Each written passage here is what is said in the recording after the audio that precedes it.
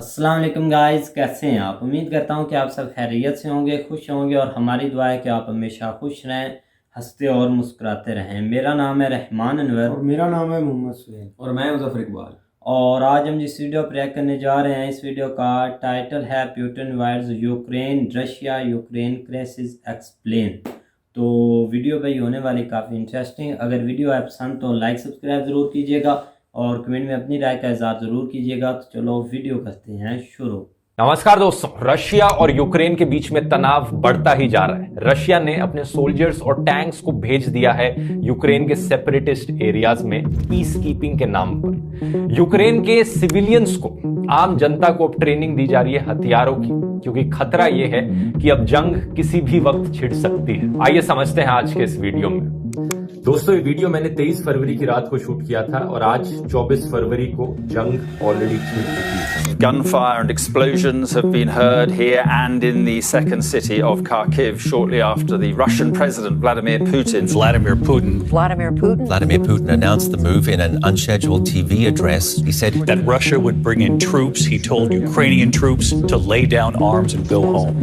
Any attempt to interfere with this Russian action would lead to, quote, consequences they have never seen. After Russian troops were told to lay down their arms, social media became a window into the new reality, showing the impacts of what appeared to be missiles being launched into Ukraine.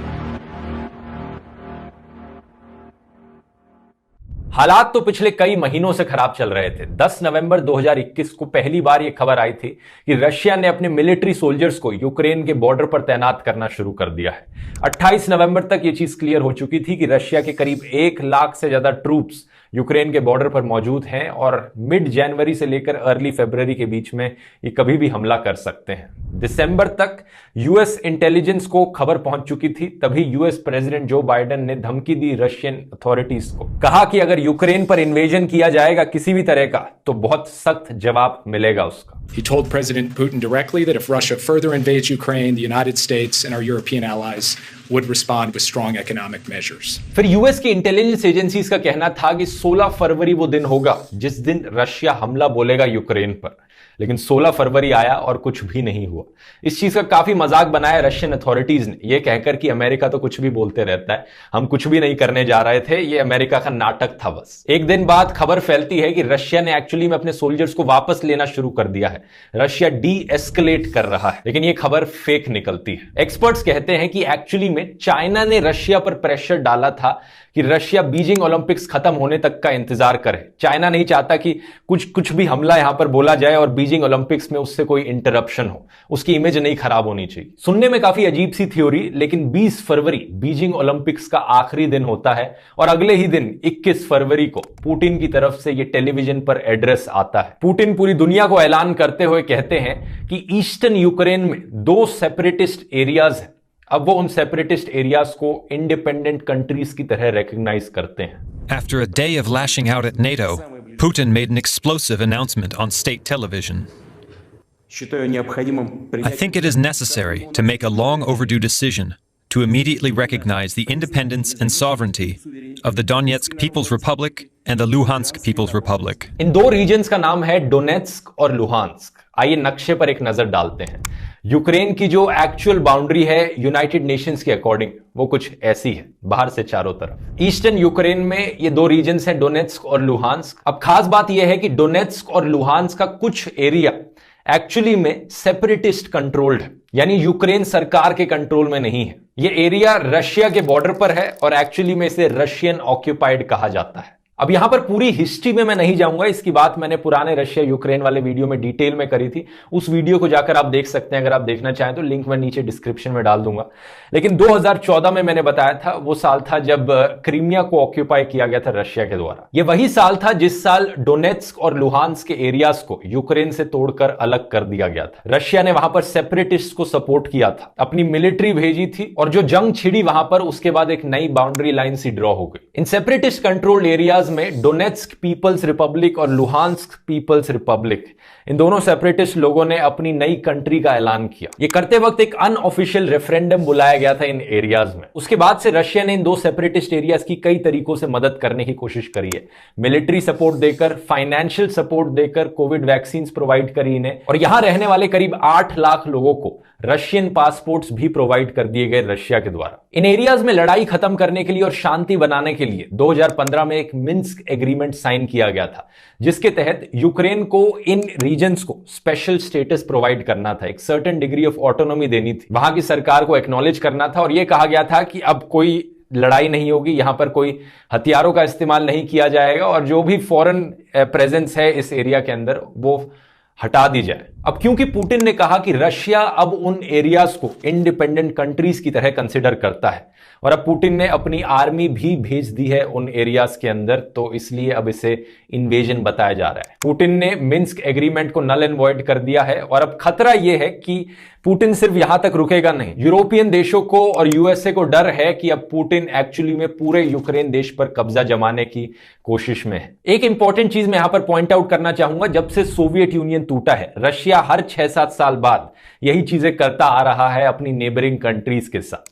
2014 में Russia ने Crimea को occupy किया, इससे पहले 2008 में Georgia के कुछ areas को रशिया ने ऑक्यूपाई किया। इस नक्शे पर देखिए, अबखाजिया और साउथ ओसेटिया का जो रीजन है वो एक्चुअली रशियन ऑक्यूपेशन के अंडर है। करीब 20% जॉर्जिया का देश एक्चुअली में रशियन ऑक्यूपेशन के अंडर है। इसके बाद मोल्डोवा एक देश है ईस्टर्न यूरोप में, जिसका एक पूरा हिस्सा ईस्टर्न साइड पर लाए करने वाला सेपरेटिस्ट एरिया है, जिसका नाम है ट्रांसनिस्ट्रिया, जहां रहने वाले सेपरेटिस्ट अपने आप को एक नए देश की तरह मानते हैं और एक्चुअली में वो रशिया से रीयूनिफाई करना चाहते हैं। तो यहां पर भी रशियन इन्फ्लुएंस काफी ज्यादा है इस ट्रांसनिस्ट्रिया एरिया में भी। और अब आप अगर नक्शा देखोगे कि रशिया ने अपनी आर्मी को, अपने सोल्जर्स को कहां कहां डिप्लॉय किया है। इस मैप में जो रेड सर्कल्स हैं वो तो परमानेंट सेटलमेंट्स ही, चलो उन्हें जाने दो, लेकिन जो ब्लैक डॉट्स आप इस मैप पे देख रहे हो वो नए ट्रूप्स हैं जो लाए गए हैं पिछले कुछ महीनों में। तो रशिया ने यूक्रेन देश को तीनों डायरेक्शन से घेर लिया है और रशियन सोल्जर्स ना सिर्फ रशिया में मौजूद हैं बल्कि क्रीमिया में भी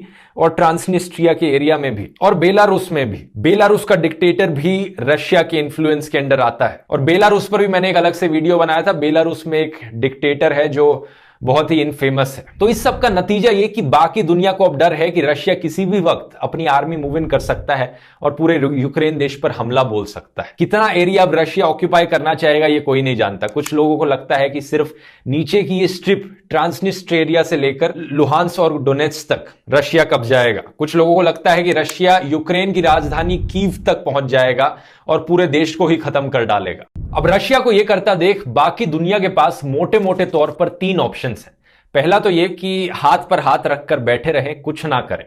लेकिन फिर खतरा यह है कि आज रशिया को अगर यूक्रेन ऑक्यूपाई करने दिया जाए तो कल को रशिया बोलेगा कि मैं तो कजाकिस्तान भी वापस चाहता हूं, मंगोलिया देश भी वापस चाहता हूं, स्लोवाकिया भी, क्रोएशिया भी, सबको इन्वेड करके वो बड़ा बनता रहे और इस तरीके से इंपीरियलिज्म को नहीं रोका गया तो किसी ना किसी दिन हमारे ऊपर भी आकर हमला होगा। दूसरा ऑप्शन ये कि बाकी देश अपनी मिलिट्री का इस्तेमाल करें और रशिया जो करने लग रहा है वहां पर अपनी आर्मी भेज दें और लिटरली रशियन फोर्सेस के साथ लड़ाई करके उन्हें रोका जाए। लेकिन ये ऑप्शन भी अच्छा नहीं है क्योंकि ये करने का मतलब है लिटरली एक वर्ल्ड वॉर डिक्लेयर कर देना और ज्यादातर देश थैंकफुली आज के दिन लड़ाई नहीं करना चाहते, जंग पर नहीं जाना चाहते क्योंकि उससे बस खून खराबा होता है, लोगों की जानें जाती हैं, कुछ भी अच्छा पॉजिटिव रिजल्ट नहीं होता। नेटो ने अपनी मिलिट्री को डिप्लॉय जरूर किया है। 5000 नेटो ट्रूप्स पोलैंड में डिप्लॉय किए गए हैं, 4000 भेजे जा सकते हैं रोमानिया, बुल्गारिया, हंगरी, स्लोवाकिया के देशों में। लेकिन ये सब नेटो के देश हैं, यूक्रेन अभी नेटो का हिस्सा नहीं है। तो यूक्रेन पर चाहे हमला भी कर दिया जाए, चांसेस यही है कि नेटो उसमें बीच में नहीं आएगा, अपनी मिलिट्री वाइज सपोर्ट नहीं प्रोवाइड करेगा यूक्रेन को। हाँ, ये जरूर है कि नेटो ने और तरीकों से मदद करने की कोशिश करी है यूक्रेन की, हथियार प्रोवाइड करके, एडवांस्ड वेपनरी प्रोवाइड करके, उन्हें फाइनेंशियल हेल्प देके, कहीं पर हेलमेट्स दिए गए उन्हें, लेकिन अपने सोल्जर्स नहीं भेज रहा कोई और देश यूक्रेन के बिहाफ पर फाइट करने के लिए। तो देखा जाए अगर हमला होता है यूक्रेन के ऊपर, यूक्रेन के लोग यहां पर अकेले हैं और यूक्रेन की अगर मिलिट्री स्ट्रेंथ देखी जाए रशिया के अगेंस्ट तो बहुत कमजोर पड़ जाती है। अब इस चार्ट में देख सकते हैं रशिया के पास 4 गुना से भी ज्यादा एक्टिव सोल्जर्स हैं, 15 गुना ज्यादा फाइटर जेट्स हैं यूक्रेन के कंपैरिजन में, 5 गुना ज्यादा टैंक्स हैं और इसीलिए यूक्रेन अपने 2.5 लाख से ज्यादा रिजर्व फोर्स को डिप्लॉय करने की बात कर रहा है और अपने सिविलियंस को ट्रेनिंग देने लग रहा है। यानी यूक्रेन की आम जनता वो भी इस खतरे को पहचान रही है और अपने देश को एक इन्वेजन से बचाने के लिए खड़ी हो रही है सामने। इन वीडियोस में आप क्लियरली देख सकते हो कि अगर रशिया यूक्रेन को इन्वेड कर देता है तो यूक्रेनियन लोग इतनी आसानी से हाथ खड़े करने वाले नहीं है, वो आखिर तक लड़ने को राजी हैं। Я здесь, потому что у меня молодая жена и 2 детей. Это моя страна, и я готов ее защищать. Are you scared for your family? You're all going to die someday, and the thing you can do is you can live your life in dignity. We here in Ukraine, every single day we are preparing for fight. We are preparing to defend ourselves. US के estimates के according अगर यहां पर एक all out war होती है तो 50,000 से ज्यादा सिविलियंस मारे जा सकते हैं, हजारों लोगों को अपने घर छोड़ने पड़ेंगे, यूरोप में एक और रेफ्यूजी क्राइसिस हो जाएगी और यूक्रेन देश की हालत शायद वैसी बन जाएगी जैसी सीरिया की हालत है आज के दिन। इस पॉइंट में एक और रीजन है जो मैं बताना भूल गया, रशिया ने लिटरली बाकी देशों को धमकी दी है कि वो न्यूक्लियर बॉम्ब्स का इस्तेमाल करेंगे अगर कोई और देश इंटरफेयर करने आया तो यहां पर। तो बाकी दुनिया के पास और क्या ऑप्शन बचा यहां पर? तीसरा ऑप्शन है इकोनॉमिक सैंक्शंस, यानी इकोनॉमिकली रशिया को यहां पर आइसोलेट करने की कोशिश करी जाए, इकोनॉमिकली हमला करने की कोशिश करी जाए, उनके पैसे पर हमला किया जाए। I'm announcing the first tranche of sanctions. These sanctions are a major step, and we hold further sanctions at readiness to be deployed. The US and its allies coordinated a first round of sanctions against Russia over its troop deployment to breakaway regions of Ukraine. US, Europe, Canada, Japan, कई देशों ने Russia के खिलाफ economic sanctions already declare कर दिए हैं और यह कहा है कि अगर रशिया ने कोई भी और कदम उठाया इन्वेजन की ओर तो और भी ज्यादा इकोनॉमिक सैंक्शंस डिक्लेयर किए जाएंगे। हमला यहां पर किया गया है पहले रशियन बैंक्स पर और रशियन बिलियनियर्स पर, क्योंकि बहुत से देश जानते हैं कि पुतिन अपने आप से कोई इतना बड़ा डिक्टेटर नहीं है। पुतिन भी रशियन ओलिगार्क्स यानी रशियन बिलियनियर्स के इन्फ्लुएंस के अंडर आता है, उनसे प्रभावित होता है। यूके ने 5 रशियन बैंक्स को टारगेट किया है, यूनाइटेड नेशंस ने भी इस चीज को कंडेम किया है और शायद से सबसे मुश्किल जो इकोनॉमिक सैंक्शन था वो जर्मनी की तरफ से आया। जर्मनी ने नॉर्ड स्ट्रीम 2 गैस पाइपलाइन की सर्टिफिकेशन को रोक दिया है। ये एक बहुत बड़ा कदम है क्योंकि जर्मनी की 50% से ज्यादा गैस सप्लाई रशिया से आती है और ऐसा कदम उठाने का मतलब है कि जर्मनी अपनी ही गैस सप्लाई को इंटरप्ट करने लग रहा है, यानी जर्मनी के अंदर गैस के प्राइसेस बहुत तेजी से बढ़ जाएंगे। इकोनॉमिक सैंक्शंस के बारे में यही बात होती है दोस्तों कि जब दूसरे किसी देश को आइसोलेट करने की कोशिश की जाती है, इकोनॉमिकली हमला करने की कोशिश की जाती है तो अपने देश पर भी बहुत असर पड़ता है। और बात यहीं पर आ जाती है कि कौन सा देश कितना नेगेटिव असर अपनी इकोनॉमी पर सह सकता है दूसरे देश को सबक सिखाने के लिए। फॉर एग्जांपल, अगर आज के दिन इंडिया कहता है कि सारा मेड इन चाइना सामान बैंड है इंडिया के अंदर, तो इंडियन इकोनॉमी को उससे बहुत ज्यादा बुरा असर पड़ेगा as compare to Chinese economy. तो उस सेंस में इकोनॉमिक सैंक्शन लगाना बहुत ही मुश्किल होगा इंडिया के लिए चाइना पर। अब वैसे अगर इंडिया की बात करें तो इंडिया का क्या रोल है यहां पर पूरे इस रशिया और यूक्रेन की क्राइसिस के बीच में, इंडिया पर इसका क्या असर पड़ेगा और इंडिया को यहां पर क्या कदम उठाने चाहिए, इसकी बात करने के लिए आगे के वीडियो में होंगे मोहक मंगल। शायद आप इन्हें जानते ही होंगे, सोच यूट्यूब चैनल से। ये इंडिया का रोल अब एक्सप्लेन करेंगे इस कॉन्टेक्स्ट। इंडियन सरकार ने कहा है कि रशिया और यूक्रेन के मुद्दे के ऊपर वो बहुत ही कंसर्न्ड है। The escalation of tension along the border of Ukraine with the Russian Federation is a matter of deep concern. अब अगर आप इंडियन गवर्नमेंट की स्टेटमेंट को गौर से देखोगे, आपको दिखेगा कि इंडियन गवर्नमेंट ये नहीं बोल रही कि जो रशिया कर रहा है वो बहुत ही गलत बात है, क्योंकि इंडिया खुद कई चीजों के लिए रशिया पर बहुत डिपेंडेंट है। और इस चीज को गहराई से समझने के लिए मैं आपको बताना चाहता हूँ कि रशिया और यूक्रेन के बीच वॉर की वजह से इंडिया पर इम्पैक्ट होगा क्या। और इस इम्पैक्ट को हमने 3 भागों में डिवाइड किया है, इमीडिएट, मीडियम टर्म और लॉन्ग टर्म। इंडियन सरकार का इमीडिएट चैलेंज है कि वो इंडियंस जो यूक्रेन में हैं उनकी सेफ्टी इंश्योर करना। अनुमान के हिसाब से यूक्रेन में करीब 25,000 इंडियंस हैं, जिनमें से करीब 20,000 इंडियन स्टूडेंट्स हैं जो मेडिसिन और इंजीनियरिंग पढ़ रहे हैं यूक्रेनियन यूनिवर्सिटीज में। अब यूक्रेन और रशिया के बीच सिचुएशन इतनी जल्दी से बदल रही है जिसकी वजह से कई इंडियंस जो यूक्रेन में हैं और उनके परिवार जो इंडिया में बहुत ही चिंतित है इसके बारे में। जैसे हिमांशु धोरिया ने एक ट्वीट करते हुए बताया कि उनको खुद अरेंजमेंट्स करने पड़े अपने बच्चों की फ्लाइट्स के लिए, क्योंकि इंडियन गवर्नमेंट से कोई डायरेक्शन नहीं आया था। पर हालांकि इंडियन गवर्नमेंट ने अपनी इवैक्यूएशन स्टार्ट कर दी है। यूक्रेन में इंडियन एम्बेसी ने एक एडवाइजरी भी जारी करी कि इंडियन नेशनल्स को यूक्रेन छोड़ देना चाहिए अगर उनका रहना एसेंशियल नहीं है तो। ये सब क्या हो रहा है? यार देखो वहाँ आग दिख रही है। सच्ची में हो रहा है? हाँ देखो देखो देखो देखो देखो। जो मीडियम टर्म कंसर्न्स है इंडियन गवर्नमेंट की वो है इकोनॉमी के बारे में और स्पेसिफिकली पेट्रोल के दाम। इंडियन गवर्नमेंट के लेटेस्ट इकोनॉमिक सर्वे ने एस्टिमेट किया था पेट्रोल के प्राइसेस करीब 70 से $65 पर बैरल होंगे इस साल के दौरान, पर कुछ घंटे पहले ये प्राइसेस करीब $100 पर बैरल हो गए थे, सितंबर 2014 से हाईएस्ट। मेनली क्योंकि लोगों के बीच डर है कि रशिया के ऑयल प्रोडक्शन और सप्लाई पर एक गहरा असर पड़ेगा इस रशिया यूक्रेन वॉर की वजह से। वैसे रशिया दुनिया की सेकंड लार्जेस्ट ऑयल प्रोड्यूसर है और almost 13% global crude oil Russia से ही आता है। ये सिचुएशन और बुरी हो सकती है अगर यूएस और यूरोपियन यूनियन की कंट्रीज सैंक्शंस लगा देती हैं Russian oil and gas production पर। और हमें पता है कि अगर ऑयल की ग्लोबल सप्लाई गिरेगी तो उसके दाम भी बढ़ेंगे पूरी दुनिया में इंक्लूडिंग इंडिया में, जिसकी वजह से ऑलमोस्ट सारे ही इंडियंस की जिंदगी पर एक भारी इंपैक्ट पड़ेगा क्योंकि India almost 85% crude oil import करता है अपने लिए। और क्षितिज पुरोहित जो एक रिसर्चर है इस मुद्दे पर, वो कहते हैं कि पेट्रोल के दाम बढ़ने की वजह से महंगाई बढ़ सकती है इंडिया में क्योंकि सारी चीजों की ट्रांसपोर्टेशन कॉस्ट में बढ़ोतरी होगी और इसकी वजह से इंडियन सरकार की बजटिंग पर भी एक गहरा असर पड़ेगा क्योंकि अगर पेट्रोल और ऑयल के दाम बढ़ेंगे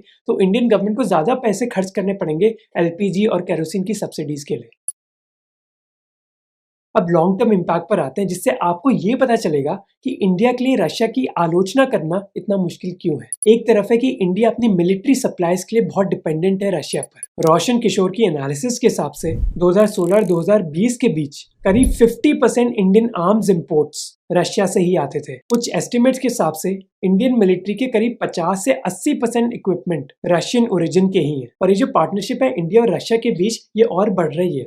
ये बस पार्टनरशिप ऐसी नहीं है कि रशिया आर्म सप्लाईज बेच रहा है और इंडिया खरीद रहा है, बल्कि अब ये दोनों देश जॉइंटली रिसर्च और डेवलप भी कर रहे हैं आर्म सप्लाईज को। जैसे ब्रह्मोस क्रूज मिसाइल एक उदाहरण है इस चीज का, जो एक जॉइंट वेंचर था इंडिया और रशिया के बीच। इनफैक्ट जो नाम है ब्रह्मोस का वो दो नदियों के नाम से बना है, इंडिया की ब्रह्मपुत्र और रशिया की मॉस्कवा। पर कुछ घंटे पहले ही प्रेसिडेंट बाइडेन ने अनाउंस किया कि वो उन रशियन कंपनीज पर सैंक्शंस लगा रहे हैं जिनके मिलिट्री टाइज है, जिसका इंडिया की मिलिट्री पर एक असर पड़ सकता है। गुरजीत सिंह जो जर्मनी के लिए इंडिया के फॉर्मर एम्बेसडर थे, उन्होंने कहा कि इन सैंक्शंस की वजह से इंडिया को डिफेंस सप्लाईज के चलते बहुत मुश्किलें आ सकती हैं। अब ऐसे सैंक्शंस किसी देश पर पहली बार नहीं लगे, पहले यूएस ने ईरान पर भी सैंक्शंस लगाए थे, पर इंडिया नेगोशिएट कर पाता था क्योंकि इंडिया को पता है कि चाइना को काउंटर करना है यूएस को, तो उनको इंडिया की मदद मांगनी ही होगी। पर यह सिचुएशन बहुत ही यूनिक है, पहले किसी देश ने एक दूसरी कंट्री को इन्वेड नहीं किया, तो क्या इंडिया नेगोशिएट कर पाएगा यूएस से? और मैं आपको बताना चाहता हूँ कि ये मुद्दा इतना जरूरी क्यों है इंडिया के लिए, वो है India China border crisis. Bharat के लिए चिंता वाली बात है कि जिस तरह से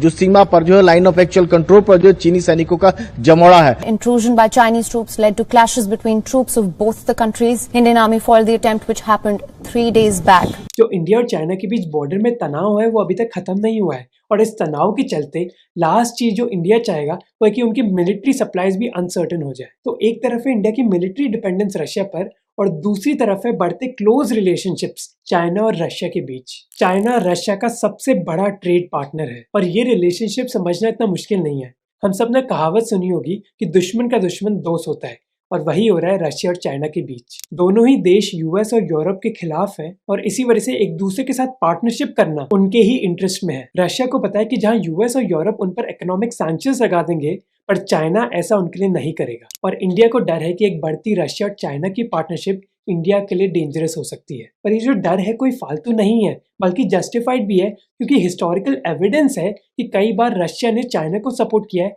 और ना कि इंडिया को। जैसे 1962 वॉर के दौरान तन्वी मदन जो एक फॉरेन पॉलिसी एक्सपर्ट हैं, उन्होंने अपनी बुक में लिखा था कि कैसे निकिता क्रूशेव जो सोवियत यूनियन के प्रेसिडेंट थे 1960s के दौरान, उन्होंने चाइना को इंडिया चाइना वॉर के दौरान बताया कि सोवियत यूनियन अपने चाइनीज ब्रदर्स को सपोर्ट करेगा और ना कि इंडियन फ्रेंड्स को। क्रूशेव ने तो इनफैक्ट मिग एयरक्राफ्ट की डिलीवरी भी डिले कर दी थी इंडिया को। इसीलिए इंडिया को डर है कि अगर इंडिया चाइना कॉन्फ्लिक्ट होता है तो क्या रशिया इंडिया को सपोर्ट करेगा भी। अब आप में से कुछ पूछोगे कि अगर इंडिया रशिया पर डिपेंडेंट है तो रशिया भी तो इंडिया पर डिपेंडेंट है, क्योंकि रशिया के 25% डिफेंस एक्सपोर्ट्स इंडिया में आते हैं। पर तन्वी मदन कहती है कि व्लादिमीर पुतिन ऐसे इंसान है जो खुद भुगतने के लिए तैयार हो जाते हैं अगर कुछ उनको चाहिए तो। अब ये रशिया यूक्रेन वॉर को ही देख लीजिए। मोस्ट एक्सपर्ट्स कहते हैं कि इससे रशिया को नुकसान ही होगा अगर वो फुल स्केल इन्वेजन कर देते हैं, पर व्लादिमीर पुतिन तो ये फिर भी कर रहे हैं। तो क्या गारंटी है कि एक इंडिया चाइना कॉन्फ्लिक्ट के दौरान रशिया मिलिट्री सप्लाईज रोक नहीं देता इंडिया को।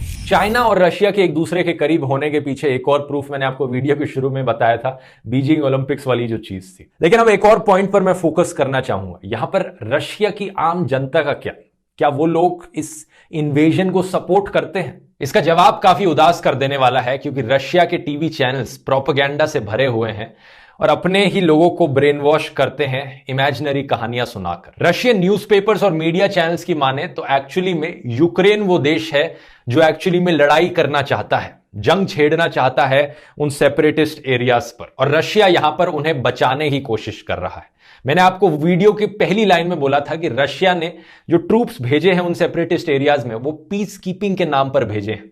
पुतिन कहता है अपनी जनता से कि हम जो कर रहे हैं वो शांति बनाए रखने के लिए कर रहे हैं। ये नेटो हैं और यूक्रेन वाले हैं जो जंग छेड़ना चाह रहे हैं, लड़ाई कराने की कोशिश कर रहे हैं। और अनफॉर्चुनेटली ज्यादातर रशियन जनता से जब पूछा गया कि उनकी क्या राय है तो उनका भी यही मानना है। हालांकि वो जंग नहीं चाहते, लेकिन उनको लगता है कि यहां पर भड़काने का काम यूक्रेन करने लग रहा है, यूक्रेन के सोल्जर्स करने लग रहे हैं, जो कि बिल्कुल भी सच नहीं है। I know for sure that we have never taken any aggressive actions. Never. Russia is only defending itself. Ukraine has always been a traitorous country, always. They've always betrayed everyone. NATO does whatever it wants there. CNN के opinion poll के according 50% Russians का मानना है कि Ukraine के खिलाफ military force इस्तेमाल करना सही चीज होगी अगर हमें उन्हें नेटो ज्वाइन करने से रोकना है तो। लेकिन 43% रशियंस का मानना है कि अगर हम यूक्रेन को रशिया के साथ रीयूनाइट करवाना चाहते हैं तो मिलिट्री फोर्स उसके लिए इस्तेमाल करना सही चीज नहीं होगी, वो गलत होगी।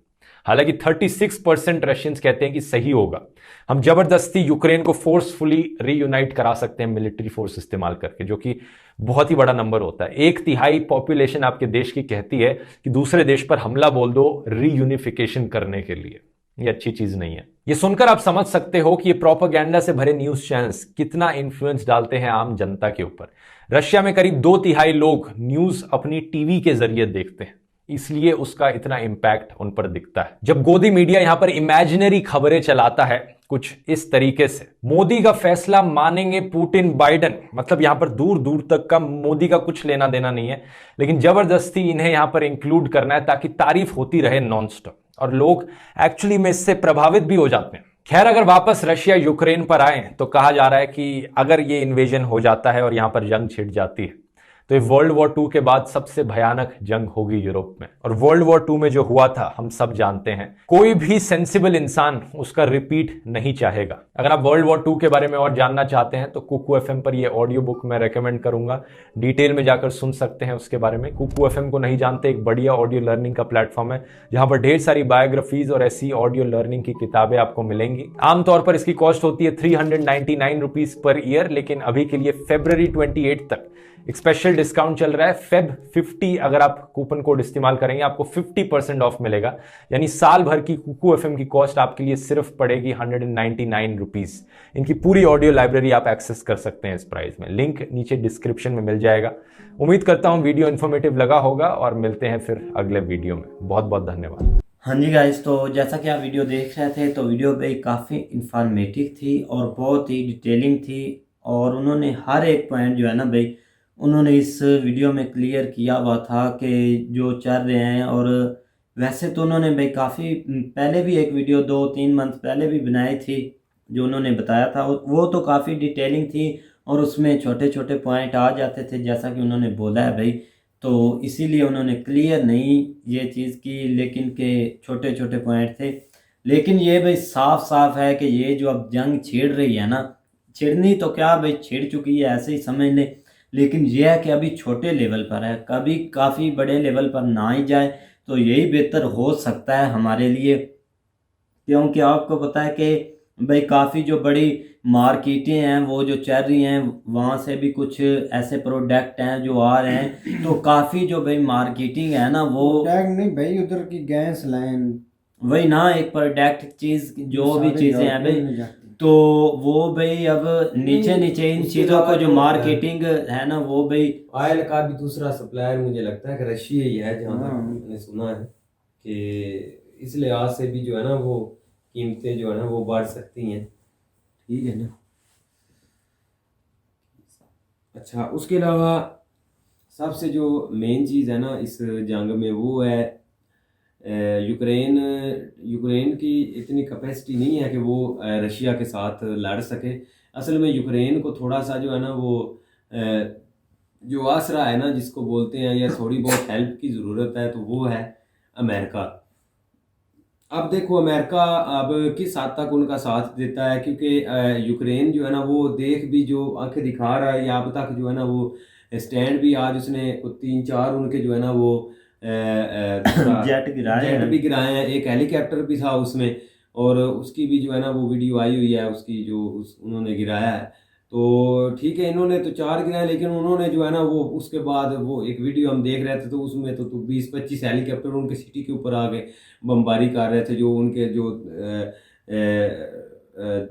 2 सिटी हैं जिनका जो है ना वो इशू थोड़ा सा चल रहा है। तो उसके अलावा देखा जाए तो अमेरिका अब देखो किस कहाँ तक उनकी मदद करता है। सुनने में यही है भी कि उसने कुछ ट्रूप्स भेजे भी हैं, कुछ उसने जेट्स भी भेजे हैं अमेरिका ने, लेकिन एंड पे देखा जाए तो यही लगता है कि वो मामला अफ़गानिस्तान जैसे ही होना है, कि जब मामला थोड़ा सा ऊपर लेवल पे जाना है तो अमेरिका ने अपना जो है ना वो नीचे से निकल जाना है, तो यूक्रेन बेचारे ने भाई मेरे आप मुंह देखते अमेरिका रह की जाना। हिस्ट्री पढ़े, वो करते ही ऐसे हैं। कई मुल्क उन्होंने तबाह कर दिया ऐसे। आप ईरान की मिसाल देख लें, कुवैत की मिसाल देख लें, कुवैत में उन्होंने क्या किया, ये तो नहीं, खैर इसमें खैर पुरानी हिस्ट्री है ना, इसको छोड़ो इधर क्या। लेकिन इनको चाहिए कि जो ये बोल रहा है कि हम अपनी जो है इधर लोकल उनको हथियार दबा लें, ये क्या लड़ सकते हैं रशिया के साथ?